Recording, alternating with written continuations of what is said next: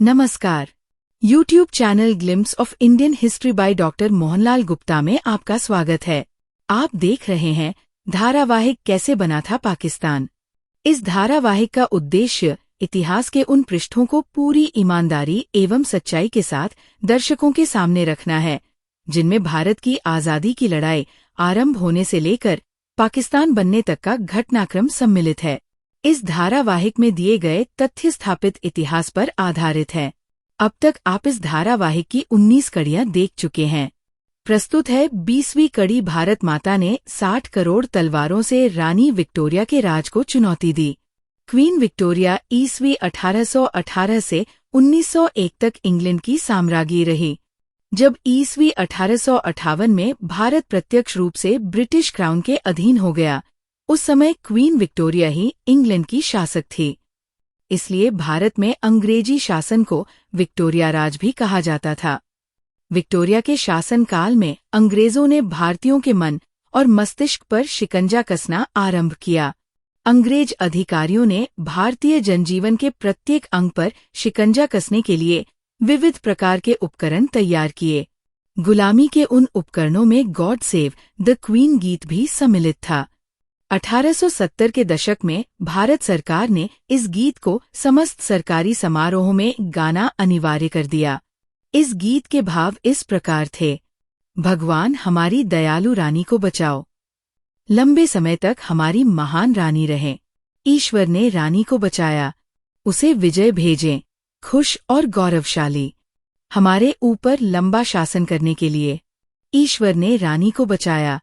हे भगवान हमारे भगवान उठो, उसके दुश्मनों को बिखराओ और उन्हें गिराओ, उनकी राजनीति को समझो, अपनी कपटपूर्ण चाल और हमारी निराशा को हम अपनी आशा से ठीक करते हैं। भगवान हम सबको बचाओ। दुकान में आपके सबसे अच्छे उपहार, उसे देने से प्रसन्नता हो। वह लंबे समय तक शासन कर सकती है, वह हमारे कानूनों की रक्षा कर सकती है और भी हमें कारण दें। दिल और आवाज के साथ गाते हैं, ईश्वर ने रानी को बचाया।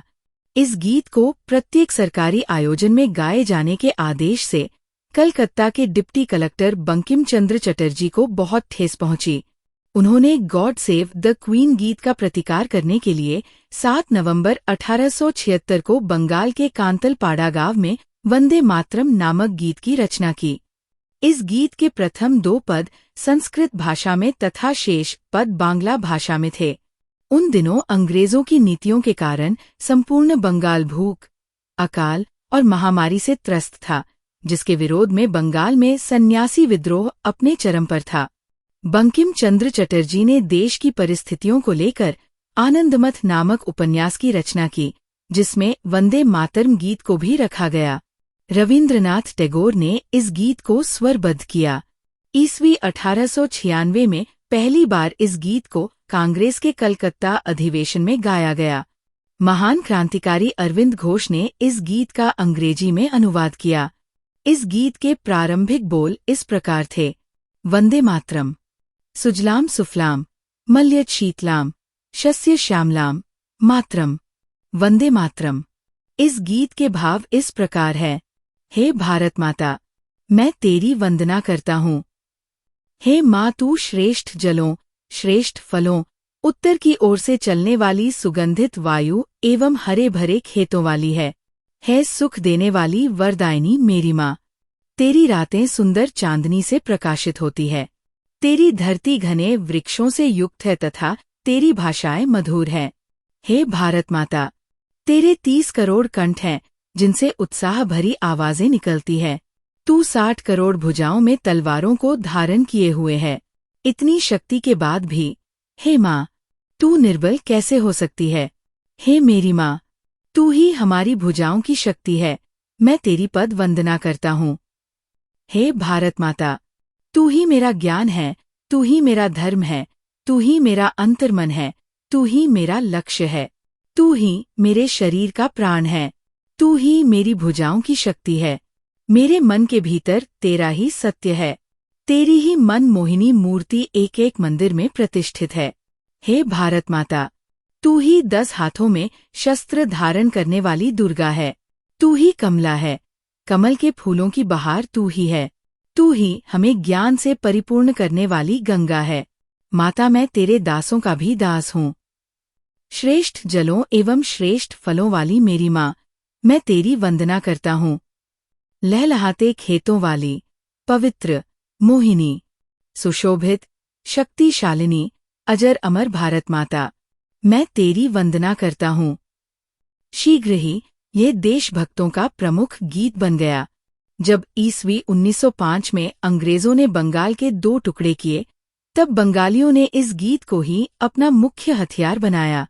हजारों लोग गांव-गांव में और शहर-शहर में अपने हाथों में भारत माता के चित्र लेकर वंदे मातरम गीत को गाते हुए गलियों एवं सड़कों पर निकलते थे। वे संध्या काल में गंगाजी के किनारे हजारों दिए जलाते थे और भारत माता की मूर्ति बनाकर उसकी पूजा करते थे। इन दृश्यों को देखकर अंग्रेजों की छाती दहल गई और ईस्वी 1911 में उन्होंने बंगाल को फिर से एक प्रांत बना दिया। प्रारंभ में हिंदुओं के साथ साथ मुसलमानों ने भी ये गीत उत्साह के साथ अपनाया, किंतु शीघ्र ही कुछ सांप्रदायिक विचारों वाले मुसलमानों ने इस गीत को इस्लाम के विरुद्ध घोषित कर दिया। उनके अनुसार मुसलमान अल्लाह के अतिरिक्त किसी अन्य के समक्ष सजदा नहीं कर सकते, जबकि इस गीत में भारत माता की वंदना की गई थी, जो न केवल मूर्ति पूजा को स्वीकार करने जैसा था, अपितु अल्लाह के अलावा भी किसी अन्य के समक्ष सिर झुकाने जैसा था। भारत की आज़ादी के बाद 24 जनवरी 1950 को संविधान सभा द्वारा इस गीत को राष्ट्रगीत के रूप में स्वीकार किया गया। राष्ट्रवादी विचारधारा के चिंतक एवं राजनीतिज्ञ आरिफ मोहम्मद खान ने इस गीत का उर्दू में अनुवाद किया। कृपया इस चैनल को लाइक, सब्सक्राइब एवं शेयर करें। अगली कड़ी में देखिए, मैं महारानी के जूतों के फीते खोलने लायक भी नहीं हूँ। धन्यवाद। जय हिंद।